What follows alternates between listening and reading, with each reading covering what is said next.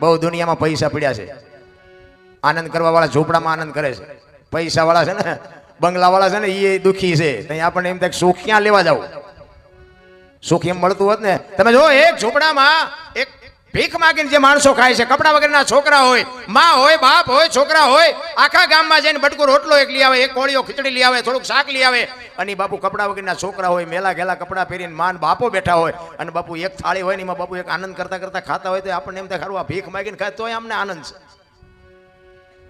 અને કરોડપતિ ત્યાં જાય ને હવે આમ મોટું કરીને બેઠી હોય, છોકરો આમ મોટું કરીને બેઠો હોય, આપણને એમ થાય કે બંગલા દિવાળી નો મૂકવી જોઈએ. ક્યાં સુખ લેવા જવું મારે? અરે સુખે તમારી પાસે છે, દુઃખે તમારી પાસે છે. આપણા ગઢા બાપુ આમાં બધાએ જોયું છે ને બધાને ખબર છે આપણા ગઢા કેવી જિંદગી જીવીને ગયા છે. હે અત્યારે હું ઘટે છે, મારા બાપ જ્યાં જાવ ત્યાં બધા રોવે છે, અમારી પાસે કઈ નથી, અમારી મરો કાંઈ ન હોય તો શું જોવે છે તમારે? વાહન મકાન રૂપિયા લોઢા હવામાં ઉડે, વગર દોડે વાતો થાય, હિલોળા કરે. સુલા છોકરા કાજુ બદામની ઓગઠ કરે છે, આપણને પાર્લે નથી ચડ્યું, પાર્લે ભલામણ તોય હજી શેઠો જ નથી. મને તો એમ થાય ખરું કાલ મરી જઈશું, આવી જિંદગી જીવવાની હવે જીવ એવું જ હવે આવ્યું. બોલો બધા કે સ્વર્ગમાં આમ છે ને સ્વર્ગમાં આમ છે, ત્યાં કે હોનાના સિંહાસન ઉપર ઇન્દ્ર ભગવાન બેઠા છે ને, અહીંયા ઇન્દ્રની અપસરાયું નાચ કરે છે ને, અહીંયા ફુવારા છે ને, અહીંયા કોઈક જી આવ્યું હોય કોને મારે પગ ચાલવા જી આવ્યું, અહીંયા કોઈ બધું ડીંગો ડીંગે ચાલે છે. આ છે ને આર્ય સ્વર્ગ છે, બાકી કોઈ સ્વર્ગ વર્ગ છે નહીં. તમે આમ મારે ને તમારે શું હગું શું છે બોલો? મને આ આપણો દાખલો લ્યો ને, તમારું મારું હગું શું? આ ફતેહગઢમાં મારે આવવાનું થાય શું કામ? તમારે મને બોલાવવાનું થાય શું કામ? આના સિવાય બીજું કોઈ સ્વર્ગ વર્ગ નથી. અને મેં 25 વર્ષ ખટારો હાંક્યો, આખી દુનિયા રખડીને બેઠો છું, કાંઈ રામ છે નહીં.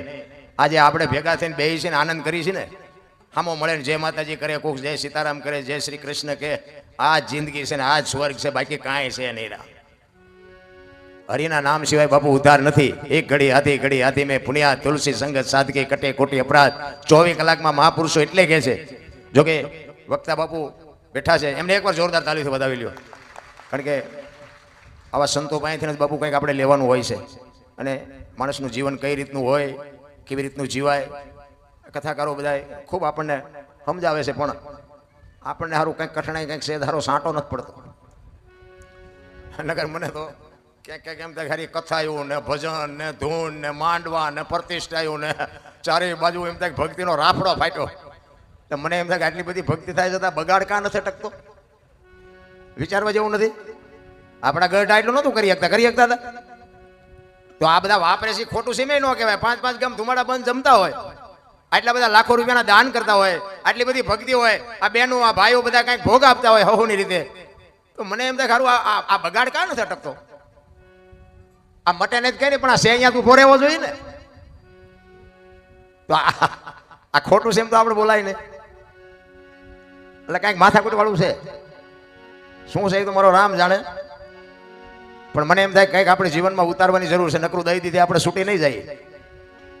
ઘણા બધા કર્મની વાતો કરે, કર્મ આમ ને કર્મ આમ ને. મને એમ થાય કે ભક્તિ કરે એવડે દુઃખી છે, દુનિયાના બૂસ મારે એ સુખી છે. શું કર્મ કરવા? કર્મ મને આમાં ટપા નથી પડતા. આ તો આપણું ચમ હાલ્યું એ આપણને નથી ખબર. આ તમને ખુલાસો કરીને કહી દઉં, બધા હાલે છે ગમે એમ હાલ, મારો રામ જાણે. પણ મને આ કર્મમાં ના ભવમાં એમાં આપણને કઈ ટપા પડતા નથી. કારણ કે બધા નથી કે ઓલા ભવમાં આમ ને ઓલા ભવમાં આમ. એટલે કાલની ખબર છે તમને, કાલે શું થવાનું હોય. અને આપણે અહીંથી છૂટ્યા પછી ગમે ત્યાં જવાનું હોય તો ભગવાનને ખબર. પણ આવ્યા છે ક્યાંથી એ કોકને ખબર હોય તો હું શું વાત કરીને કોણ મને? જે આ ભવની ખબર કોઈ નહીં. તો કાલની ખબર ન હોય ને ભવની હું ખોડવ્યા મળ્યો એ સુધારી લ્યો ને. ભલામણ આ ભવ મોળો છે, આ ભવમાં શું ઘટે છે? હા આવી સપ્તાહ હાલતી હોય, લ્યો ખાવાનું મફત, ગાડલાય મફત, ચાય મફત, હોવાનું મફત, લ્યો કાંઈ જોતું જ નથી. સાતુડા આપણે કચ્છ કાઠિયાવાડ સૌરાષ્ટ્રમાં તમે જો 10 કિલોમીટર ન હાલો ને હરિહર હરિહર ગમે એટલા દી રહ્યો ને ગમે એટલું ખાવ ને ગમે એટલું વાપડ્યા રહ્યો. બોલો હિલોળા નથી? તો હજી આપણને મગજમાં વાત જ નથી બેહતી ભજન શું છે યાર. અરે આટપટી વાત છે. અને આ છે ને સદગુરુ સિવાય બાપુ સમજાય નહીં, સાધુ સિવાય સમજાય નહીં, સંત સિવાય બાપુ આ બુદ્ધિનો વિષય નથી. આ પૈસા વાળાના છોકરા છે ને શહેરમાં તો હારા અમને ગાંડા જ ગણે છે. લ્યો શહેરમાં અમને કોઈ સાંભળવા જ રાજી નથી. એકચ્યુઅલી આવું કાંઈ હોય જ નહીં. સાલા ખોટા ઉજાગરા કરે, મરી જાઓ. એકચ્યુઅલી ના દીકરાઓ, આ દીકરાઓ મારા તમારે આમાં તો આવવું જ પડશે. જીવ છે એ શિવમાંથી જુદો પડેલો ટુકડો છે. અને જીવને શિવને એક કરવા માટે બાપુ જરૂર ભજન નહીં પડે.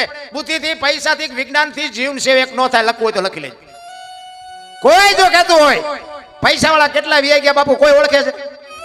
આ નરસિંહ મહેતા ને જલારામ ને મીરાબાઈ ને પાનબાઈ ને ગંગા સતી ને આપણા કોઈના હગા થાય છે? શું કામ યાદ કરવા પડે ને? કે કરોડપતિના છોકરા કેટલા વી ગયા, કોઈ નથી યાદ કરતું. તાવડા થઈ ગયા એવડા એમની પેઢીઓ શું અમારે અહીંયા કોથળા મોકલાવતી છે કે અમારા બાપાના ગાણા ગાવશો તમે 5-10 દાણા મોકલાવી? પણ જિંદગી એવી કંઈક જીવીને ગયા છે બાપુ, મારે ને તમારે બધાને યાદ કરવા પડે. એવા મહાપુરુષોની આ ધરતી છે. હું તો આખું હિન્દુસ્તાન રખડીને બેઠો છું મિત્રો. તમે જો દુનિયામાં આંટો મારો, દુનિયા જોવા જેવી છે, બાકી વાતમાં કાંઈ છે નહીં. આપણું એક કચ્છ કાઠિયાવાડ ને સૌરાષ્ટ્ર બાપુ એવા ધર્મના વાવટા ફરકે છે ને, પૈસા દઈને હાસું નથી ખાવા દેતા, આ મફત ખાવા દે. બોલો, ઈ દેશ છે આપણો, ઈ ધરતી છે. અને આવી જોગમાં આવ્યું તો બાપુ ગામો ગામ તમે જુઓ તો કુળના માથે આમ વડલો જેમ ગામના ઢોર માથે સાયો કરીને વડ્યો હોય ને, એમ માવડિયું બાપુ સાયો કરીને કુટુંબની માથે. પણ કુટુંબની એકતા તો પેલા જોઈ ને રામ. મારી તો એક જ ભલામણ હોય છે ગમે ત્યાં પ્રોગ્રામમાં જાઉં ને, કે કુટુંબ પરિવારમાં એકતા રાખજો, વ્યસનથી થોડાક આઘા રહેજો, અને મેઇન મુદ્દો મા બાપની સેવા કરજો. બસ, બાકી હું બીજું કહેતો નથી. આ કથા એવું કરો છો એ સારું છે, બંધ, આ ખોટું છે એવું નથી કહેતો, પણ આ કદાચ નહીં કરો ને તો હાલશે. પણ મા બાપની સેવા, કુટુંબની એકતા અને વ્યસનથી થોડાક આગા બાપુ જિંદગીમાં કોઈ દી મોડો દી ન ગઈ આપણી ગેરંટી. આખી દુનિયામાં બાપુ બધું આમદામ ને ઠામ છે, પણ અંદર ભડકાશે એનું કારણ એક જ છે કે બાપુ મા બાપને રાખવા જ કોઈ રાજી નથી. મા બાપ જેવા બાપુ ભગવાન કોઈ છે નહીં. ભલે તમે જાઓ આખી દુનિયામાં ફરો હરો મોજ કરો, બાકી મા બાપનું જો કાળજું પડ્યું ને જિંદગીમાં કોઈ દી ક્યાંય તમારું ગાડું હાલે નહીં આપણી ગેરંટી. સારી એટલા માટે જ કહું છું કે સારા સંતાનની જરૂર છે, અને સારા સંતાન માટે સારી જનેતાની જરૂર છે. હારી મા વગર બાપુ હારા દીકરા કોઈ દી ન થઈ શકે. ધરાવીને ધાનનો નીપજે, ઈકોડવીને માડું ન હોય, જેહળ જકરા નીપજે, જેની જનેતા હોથલ હોય. હારી મા વગર બાપુ કોઈ દી હારા દીકરા ન થાય. હું તો જ્યાં જાઉં ને બહેનોને ખાસ ભલામણ કરું છું કે તમારે થી ન જ હારા દીકરા થાય. ભાઈઓના કોઈ નેઠા નથી, એમાં હું આવી જાઉં. ઘરમાં કઈ વાત કરે, હોંસરીમાં કઈ કરે, ફળિયામાં આવે તો આપણે એમ ઘરમાં બોલ્યો તેવડો છે જ નહીં. જ્યાં જ્યાં ધર્મ ધ્રુજો ને, જ્યાં પુરુષ નથી પૂગ્યો કે બાપુ દેશની આબરૂ દીકરીઓ રાખી, તમે કહો તો હવાર સુધી દાખલા આપો. જ્યાં ધર્મ ધ્રુજો પુરુષ પૂગી ન શકે, પુરુષ જ્યાં થાકી ગયો, ત્યાં બાપુ આ દીકરીઓ હાથમાં લગામ લીધી, તમે બેસી જાઓ બાપુ, તમે કહો તો કયો એટલા દાખલા આપો. દીકરીઓ છે ને, દીકરીઓ છે બાપુ, માવડિયું છે ને, માથી મોટું આ દુનિયામાં જગતમાં કોઈ છે જ નહીં. કોઈને પાવર હોય તો ખોટી વાત છે.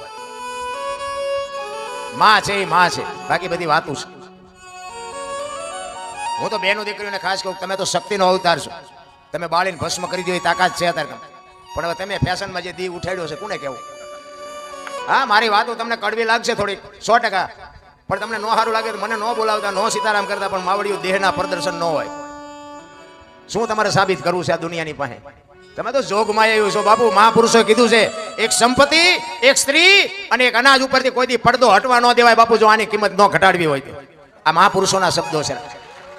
દીકરીઓને તો હું ખાસ વંદન કરીને કહું છું કે માવડીઓ, મારી વાતો થોડી કડવી તો તમને લાગશે, પણ આ દુનિયામાં જે બગાડ જોઈ છે ને, અંદરથી બાપુ આત્મો કકળે છે, ઘરે તમારી ભલી થાય, તમારી આ તમારું કામ છે.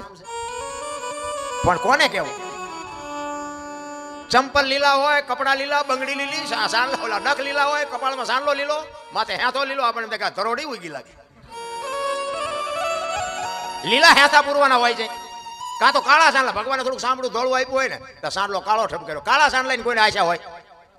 અરે શું તમારે પ્રદર્શન કરવું છે મને તો એ નથી ખબર પડતી. દીકરી તો બાપુ દીકરી છે. હું તો સલામ કરું જ્યાં જવું અહીંયા. એક તમે જુઓ,